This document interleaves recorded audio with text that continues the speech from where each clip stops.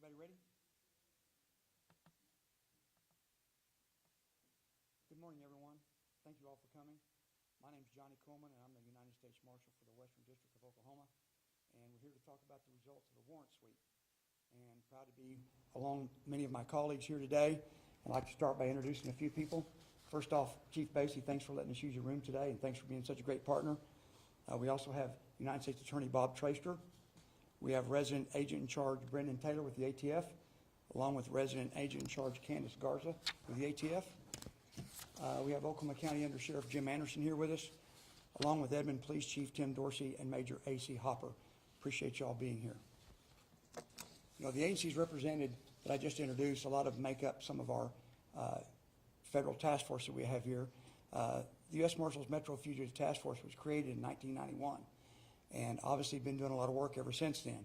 And we'd like to recognize all those that are involved, even though it's quite a long list. That just shows what the partnerships are all about. Of course, the Oklahoma City Police Department, the Oklahoma Bureau of Narcotics, the Oklahoma Department of Corrections, the Oklahoma Highway Patrol, the Oklahoma Attorney General's Office, the United States Postal Service, Oklahoma County Sheriff's Office, Logan County Sheriff's Office, Comanche County Sheriff's Office, the Midwest City Police Department, the Edmond Police Department, the Yukon Police Department, the Department of Homeland Security, the Oklahoma Attorney General's Office, the Shawnee Police Department, and the Chickasaw Lighthorse Police Department. And once again, we've teamed up in an effort to try and make our community a little safer.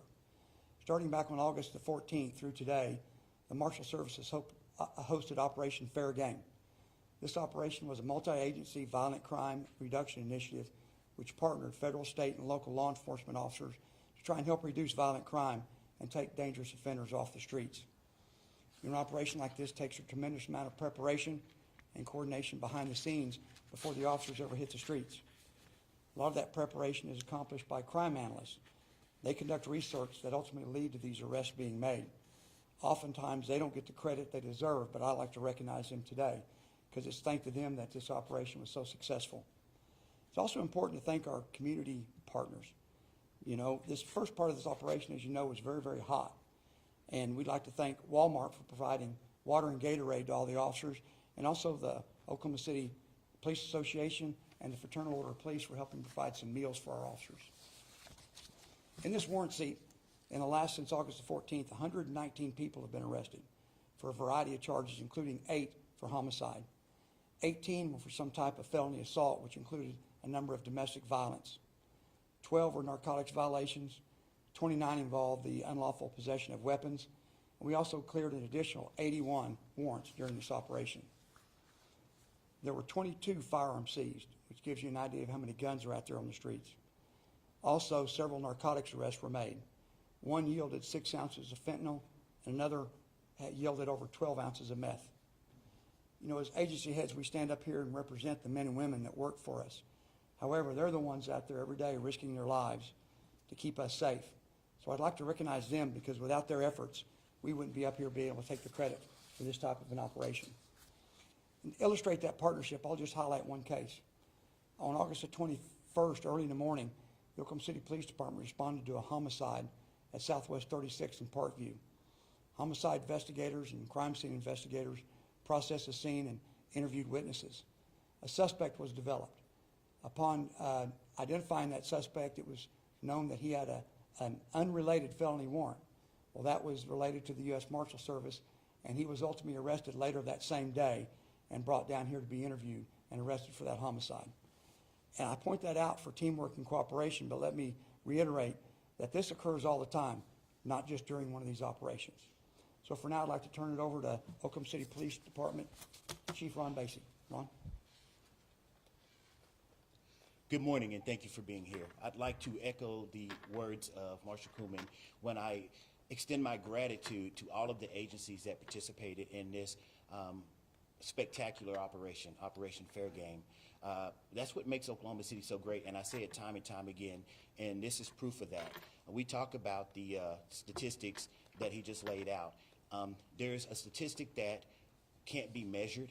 It can be, but the impact of those crimes to victims and the people who know and love those individuals are the people that I really want to send my thoughts out today. This is an additional step in ensuring justice for them and hopefully helping them take a step closer to some type of closure, or at least finding a little bit more peace, knowing that these dangerous individuals have been apprehended for these heinous crimes. It's amazing when you hear those stats, and we've only done this, I think, since August 14th, and those people were walking around the streets of Oklahoma City, and who knows what crimes they would have committed if not apprehended. And so, again, to those men and women who have worked so hard, the analysts and anyone else in a non-sworn position who stepped up and did all of the research and provided sometimes ongoing and consistent intel and information to help the officers out at the scenes or trying to locate these individuals. Phenomenal job. I think you have to associate the word high risk with all of these individuals. So we say the word apprehensions, and I don't think people can really get a grasp of how dangerous these people are and how much work goes into safely apprehending them. It's those men and women who go out there put a lot at risk to themselves when they go out after these individuals. And they did a phenomenal job, 119 individuals. With that being said, I'm a man of few words on most occasions, and I can only say good job to everyone. Oklahoma City is a safer place tonight because of this effort. Thank you to all of our community partners again, and I'm going to turn it over to Bob Tracer from the U.S. Attorney's Office. Thank you, Chief, and thank you, Marshal. Again, I'm Bob Tracer, United States Attorney for the Western District of Oklahoma. And as the Chief said, Oklahoma City is safer today because of this operation. And it's because of this operation and the united force between federal, state, and local partners in pursuing those that have violent felony warrants outstanding. These individuals have already been charged, for which these warrants have been issued. Yet we're not in custody. And it's due to the great work, the organizational efforts put together by the Marshals Service and Oklahoma City Police Department, but by the men and women who each day in their teams went out to pursue each individual to bring them to justice and take them off our streets and keep them from preventing further crimes. This is done through a partnership. And I would be remiss if I didn't remind the community, our relationship between federal, state, and local law enforcement here is incredibly strong. And it is unique, perhaps, that when you compare to other parts of the country. We work in very close partnership on all matters, like this. As an example of that, the U.S. Attorney's Office has a full-time prosecutor embedded in our office, employed by the city of Oklahoma City. Lainey Ellis, over here, who's with me today, is with the city attorney's office, but she's full-time embedded in our office to assist in the federal prosecution of violent crimes in the city of Oklahoma City. Again, to strengthen that partnership that we already have, the strong partnership with our state and local partners. We will be reviewing these cases, particularly those with firearms and narcotics that were found, to determine whether federal charges are also going to be appropriate for these individuals. So again, I can't thank local law enforcement enough for taking on this task. Again, it is a dangerous task, but 119 people have been removed from the streets, and we still have a few more days to complete the operation. This is a good day for Oklahoma City, as we are safer today than we were before this operation started. Thank you. Thank you, Bob. And just to add on to that, we truly appreciate the support of your office. Our job is to get them in front of the judicial system, and once again, that's where they take over to prosecute these individuals. So we appreciate your help. Through these strong partnerships, we'll continue to focus our resources where they're needed most to help our community make a safer place. Again, I'd like to thank all of our partners that are here today and all the ones that are part of our task force, and reiterate our commitment for this critical mission to keep our community safe. Thank you all for coming today. And if anybody has any questions, we'd be glad to try and entertain them. The operation is still ongoing? It actually ends tomorrow. Yes, ma'am.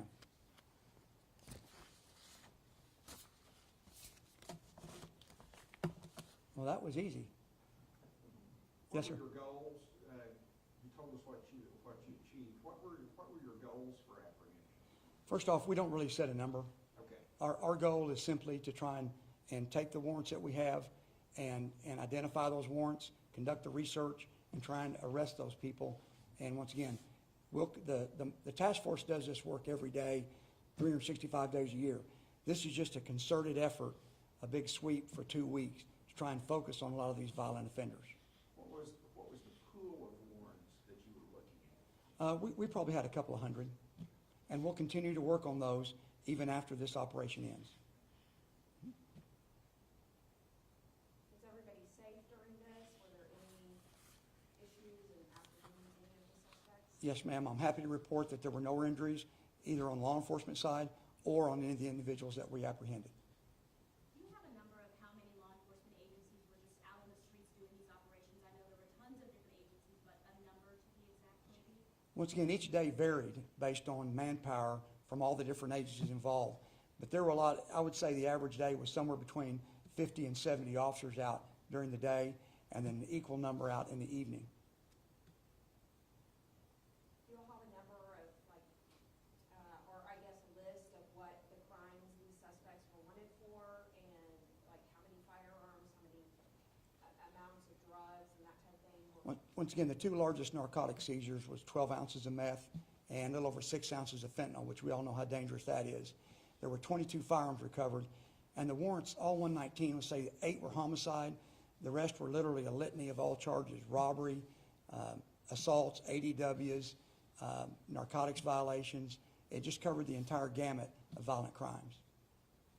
This was a really big effort that took, a lot of planning from the different law enforcement agencies. Is this something that you guys see doing biannually, every 6 months? How often do you plan to do a big operation like this? The next one's already being planned. Yes, ma'am. There's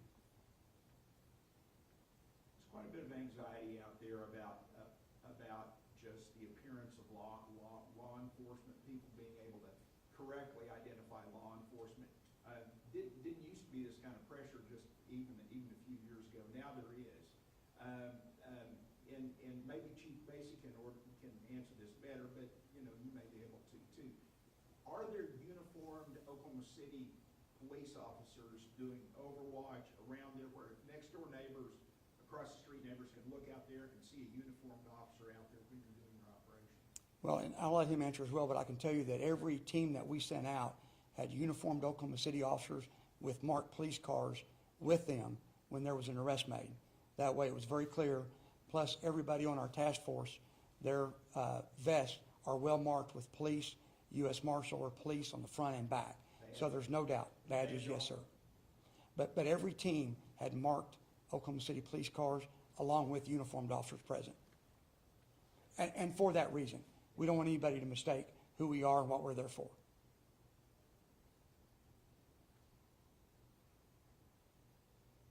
All right. Thank you all very much for coming. We appreciate it because this is an important part, too, to relay to the community what our commitment is, and we appreciate you all doing your job to help relay that to the community. Thank you very much.